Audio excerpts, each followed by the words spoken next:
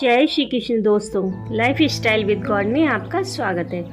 दोस्तों, यहाँ पर हम श्रीमद् भगवद गीता के दूसरे अध्याय का अध्ययन कर रहे हैं, जिसका नाम सांख्य योग है। आज हम 54वें और 55वें श्लोक का अध्ययन करेंगे। पूर्व श्लोकों में भगवान ने यह बात कही कि जब तुम्हारी मोह बुद्धि मोह रूपी दलदल को सर्वथा पार कर जाएगी और तुम इस लोक और परलोक के समस्त भोगों से विरक्त हो जाओगे, तुम्हारी बुद्धि परमात्मा में निश्चल ठहर जाएगी, तब तुम परमात्मा को प्राप्त हो जाओगे।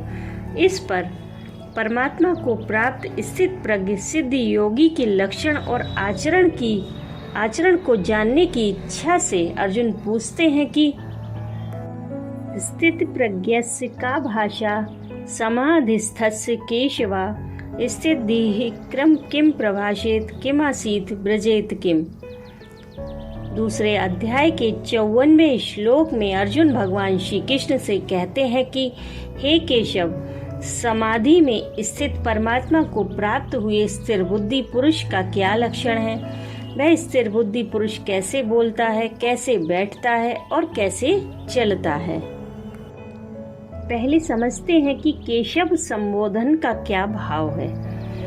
का, आ, ईश और बा, इन चारों के मिलने से केशव पद बनता है। अतः का मतलब ब्रह्मा, आ मतलब विष्णु, ईश मतलब शिव। ये तीनों जिसके बा बपू अर्थात स्वरूप हो, उसको केशव कहते हैं। यहाँ अर्जुन भगवान को केशव नाम से संबोधित करके यह भाव दिखलाते हैं कि आप समस्त जगत के सृजन, संरक्षण और संहार करने वाले हैं। सर्वशक्तिमान साक्षात सर्वज्ञ परमेश्वर हैं। अतः आप ही मेरे प्रश्नों का यथार्थ उत्तर दे सकते हैं। पूर्व श्लोक में भगवान ने अर्जुन से यह बात कही थी कि जब तुम्हारी बुद्धि समाधि में अर्थात परमात्मा में अचल भाव से ठहर जाएगी, तब तुम योग को प्राप्त हो जाओगे। उसके अनुसार यहाँ अर्जुन भगवान से उस सिद्ध पुरुष के लक्षण जानना चाहते हैं जो परमात्मा को प्राप्त हो चुका है और जिसकी बुद्धि परमात्मा में सदा के लिए अचल और स्थिर हो गई है। अर्जुन पूछते हैं कि स्थिर बुद्धि पुरुष कैसे बोलता है, कैसे बैठता है, कैसे चलता है? इन प्रश्नों में क्या साधारण बोलने, बैठने और चलने की बात है? नहीं, परमात्मा को प्राप्त सिद्ध पुरुष की सभी बातों में विशेषता होती है। अतएव उसका साधारण बोलना, बैठना और चलना भी विलक्षण ही होता है। किंतु यहाँ साधारण बोलने, बैठने और चलने की बात नहीं है। यहाँ बोलने से तात्पर्य है उसके वचन मन में किन भावों से भावित होते हैं। बैठने से तात्पर्य है व्यवहार रहित काल में उसकी अवस्था कैसी होती है और चलने से तात्पर्य है उसके आचरण कैसे होते हैं। पूर्व श्लोक में अर्जुन ने परमात्मा को प्राप्त हुए सिद्ध योगी के विषय में 4 बातें पूछी हैं। इन चारों बातों का उत्तर भगवान ने अध्याय की समाप्ति पर्यंत दिया है। बीच में प्रसंगवश दूसरी बातें भी कही हैं। इस अगले श्लोक में अर्जुन के पहले प्रश्न का उत्तर संक्षेप में देते हैं। प्रजहाति यदा कामान सर्वान् पार्थ मनोगतान् आत्मन्येवात्मना तुष्टः स्थित प्रज्ञस् तदोच्यते।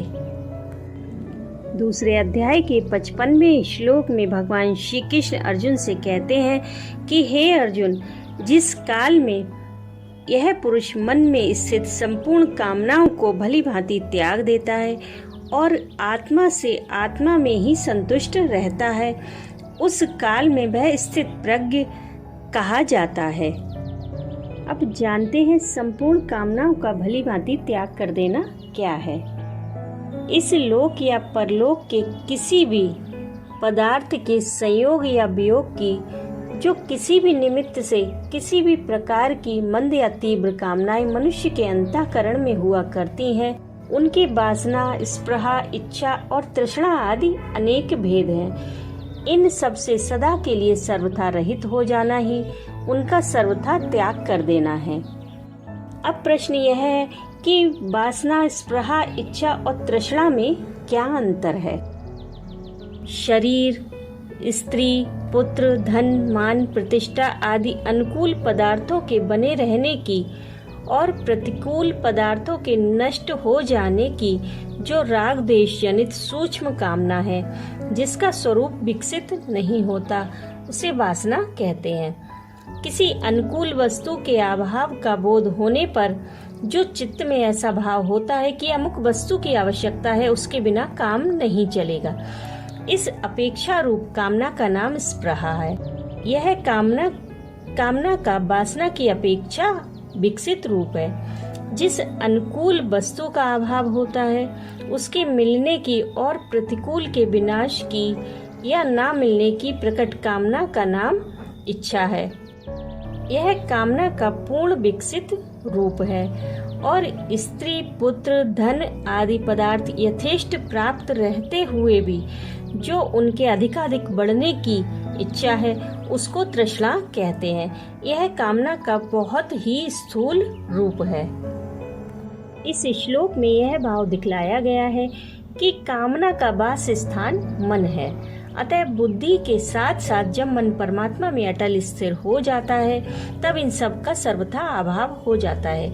इसलिए यह समझना चाहिए कि जब तक साधक के मन में रहने वाली कामनाओं का सर्वथा अभाव नहीं हो जाता, तब तक उसकी बुद्धि स्थिर नहीं है। आत्मा से आत्मा में ही संतुष्ट रहना क्या है? अंतःकरण में स्थित समस्त कामनाओं का सर्वथा अभाव हो जाने के बाद समस्त दृश्य जगत से सर्वथा अतीत नित्य शुद्ध बुद्ध परमात्मा के यथार्थ स्वरूप को प्रत्यक्ष करके जो उसी में नित्य तृप्त हो जाता है, यही आत्मा से आत्मा में ही संतुष्ट रहना है। उस समय वह स्थित प्रज्ञ कहा जाता है। इस कथन से भगवान ने यह भाव दिखलाया है कि कर्म योग का साधन करते करते जब योगी की उपयुक्त स्थिति हो जाए, तब समझना चाहिए कि उसकी बुद्धि परमात्मा में अटल स्थित हो चुकी है, अर्थात वह योगी परमात्मा को प्राप्त हो चुका है। राधे राधे।